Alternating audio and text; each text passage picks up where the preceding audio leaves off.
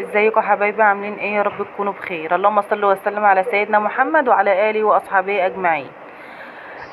انا ام محمد معاكم من قناه يوميات هدهد. لو اول مره تخش قناتي ما تنسيش الاشتراك واللايك عشان يوصلك مني كل جديد. وطبعا اوعوا تبخلوا علينا باللايك والاشتراك. النهارده بقى زي ما انتوا شايفين كده، النهارده كان يوم الخميس. انا عارفه ان الفيديو ده نازل متاخر، بس بصراحه كان ورايا شويه شغل كده في الشقه على ما خلصت. هنا بقى انا كنت في السوق ولسه جايه. جبت بقى معاكم ايه؟ جبنا 4 ربط ملوخية. هنبدأ بقى نعينهم كده في الفريزر قبل ما تروح. جبنا 4، ال4 دول ب20 جنيه، الربطة ب5 جنيه. وجبنا 2 كيلو بتنجان اسود، الكيلو ب5 جنيه، ادي 10 جنيه. والمانجا اللي جبناها ديت الكيلو ب65 جنيه، دولت قطعة 110. بس جميلة اوي الحمرا دي، الاصل اللي هي ريحتها مفعفعة المسكرة الجميلة دي، تاكل بقشرها. وجبنا كيلو ونص شطة ب15 جنيه، الكيلو ب10.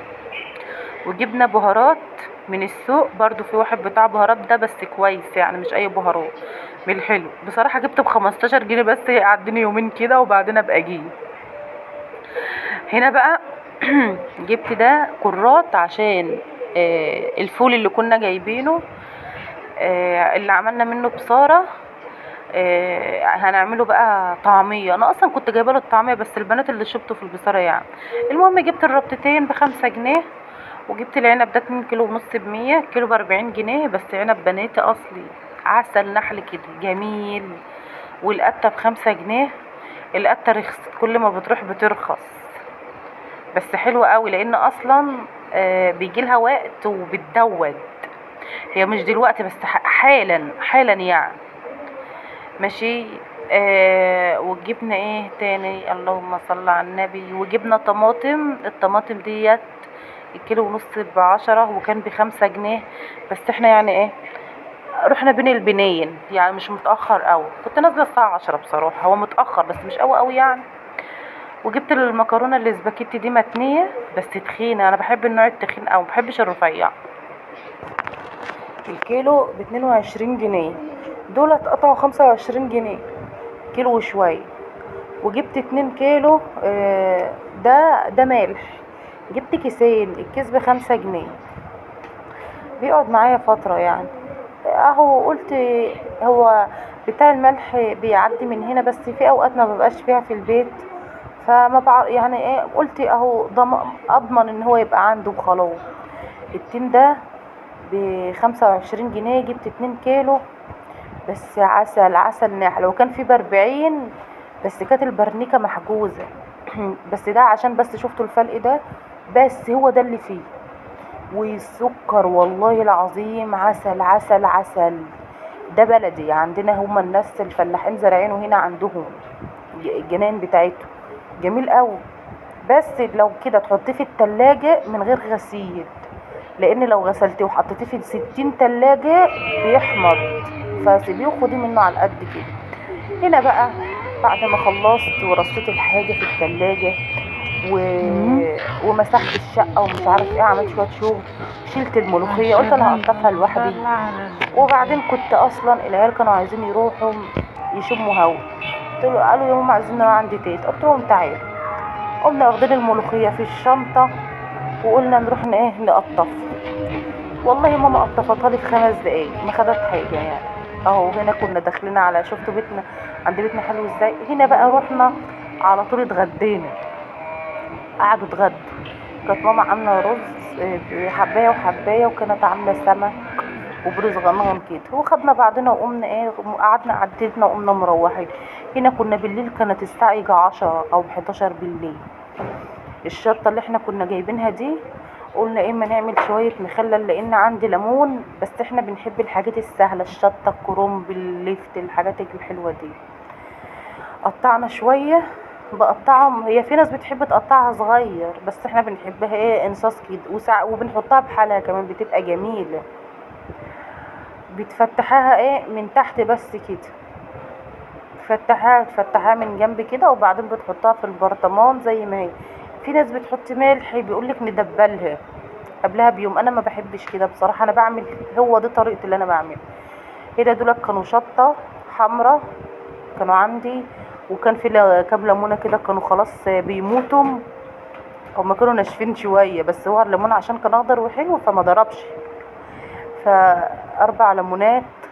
وبحط الملح ما تقولوش كتير، ما هوش كتير خالص خالص يعني، انا دقته مش كتير، مظبوط. وهو كل واحد على حسب ما هو عايز. وبتحط معلقة خل اهو، بصوا مش كتير، هي معلقة. وحطيت شطة ناشفة، بنحبه احنا ايه مشطشط، عشان ايه زيادة تأكيد على الشطة القرون اللي احنا حطيناها كمان يعني اهو. وهنحط ايه كمان، هنحط شوية سكر. هتقولي السكر، لا اقولك السكر بيخلي المخلل بيخليه مقرمش، ما بيخليهوش يبوظ، وبيقعد معاكي شوية. تفرمي ده بقى كله في الخلاط، الليمون مع الشطة مع الملح مع السكر مع كله. هنا بقى بقوم حطاه على الشطة اللي احنا عملناه، وبتزودي لحد ما بتكملي فوق منه.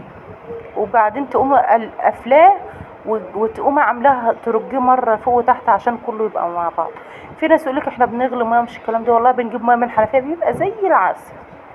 خلصنا بقى المخلل، دخلنا بقى على الطعميه كنا بلين الفول قبلها كنت بلها من الصبح، فضلت لحد الساعه 11 بالليل.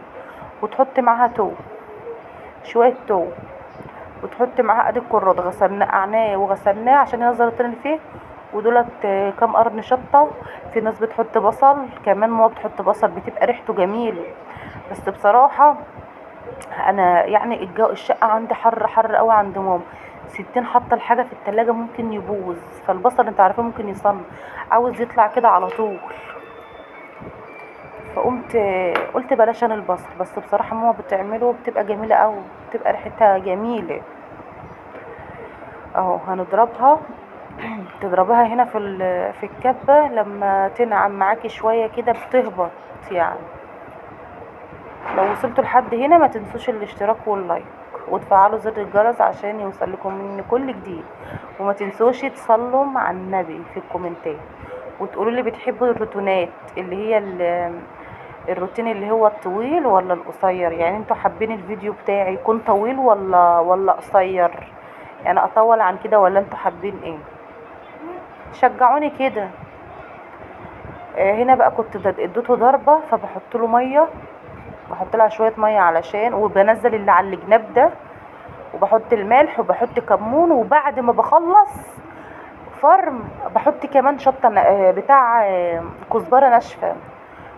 هو الطعميه اساسها الكزبره الناشفه، بتبقى جميله اهو.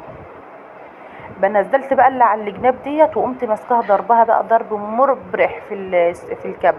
الكبه دي جميله قوي، بتاعت سكاني اللي هي 6 لتر ونص باين، جميله. دي كانت مخلياها بصوا كريمه، والله كانت حلوه قوي. ده كربانات، شوفوا مع الكميه دي كلها يا دوبك حطيت بس صابع كده. هتقولي ليه بس كده؟ اقولك علشان كترها هيخليها تتفرفت منك في قلب الزيت، اول ما تحطها هتلاقي كل حته في يم، كل حته. فدي بتخليها بس تنفش كده ماشي. ما تكتر انت على حسب برضو، انت هتلاقيكوا عارفين يعني هو بيتحط قد ايه. هنا بقى غسلت بقى الكبه وخشيت على الملوخيه كنت غسلتها طبعا كام غسله، وبتنشيليها بايدك، تحطها في المصفى وتكب الميه، وتحطها تاني في حل وتنشيليها. تعملي كده تكرري كذا مره لحد ما تنضف معاكي خالص. عشان هي اصلا الملوخيه ديت الاكتريه عندنا هنا في الفلاحين بيبقوا زارعينها في الذره، بيبقوا جامعينها من الذره فلاح، بتبقى جميله قوي. فبتنزلي اللي فيها اهو، بتضربيها في الكبه برضو. ممكن تحط شويه ميه بصوت، اقعدي بقى يا حلو اهو. بتضربيها بتعص شويه ميه بساط اللي هي تبقى حتى معاها بتبقى في الاكياس كده، بتبقى حلوه يعني برضو. الكبه دي بصراحه ايدي الواحد ورجليه. ده الاول كنا بنفرم الطعميه في المكنه اليدوي، كان الواحد بيتهد حيل والله. بنعمل فيها كل حاجه بسم الله ما شاء الله يعني. كنت جايباها مش عارفه ب1600 حاجه زي كده، 1650 1750 باين اهو. شوفوا ادي بقى كنا خلصنا، ودي يومنا. ما تنسوش بقى الاشتراك واللايك وتصلوا على النبي كده، وتقولوا لي انتوا حابين نعمل ايه بعد كده. يلا مع الف سلامة، باي.